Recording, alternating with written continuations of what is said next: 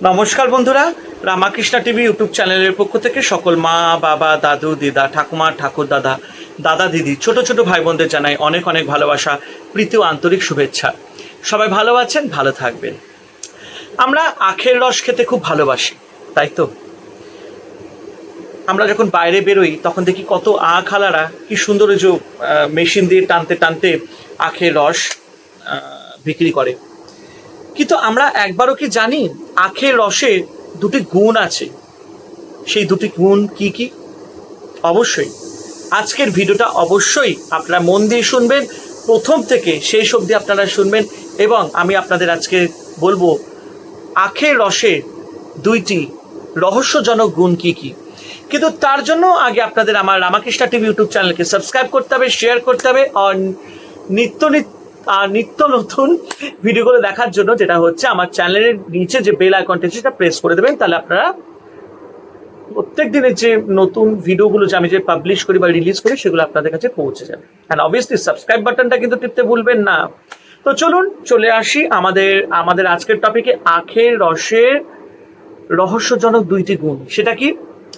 প্রথম গুণ, বুকে খুব সর্দি জমেছে আর তার সাথে খুব কড়া কাশি। তো কি হবে, কি করে সেই জিনিসটাকে খুব কষ্ট হয়। দেখবেন বুকে যখন সর্দি জমা আর কাশি হয় না, খুব কষ্ট হয়, নানান রকম ওষুধ খাই, কিন্তু এই আখের রসে এই রোগটা সেরে যাবে। সেটা কি? 7-8 চামচ আখের রসের সাথে 2 ছোট চামচ ঘি মিশিয়ে যদি খাওয়া যায়, দেখবেন এই বুকের সর্দি আর তার সাথে যে কাশিটা থাকে সেটা আস্তে আস্তে কমবে আর একটু আরাম পাওয়া যায়, রেহাই পাওয়া যায়। কি অবাক হলেন তো? একদম অবাক হবারই কথা।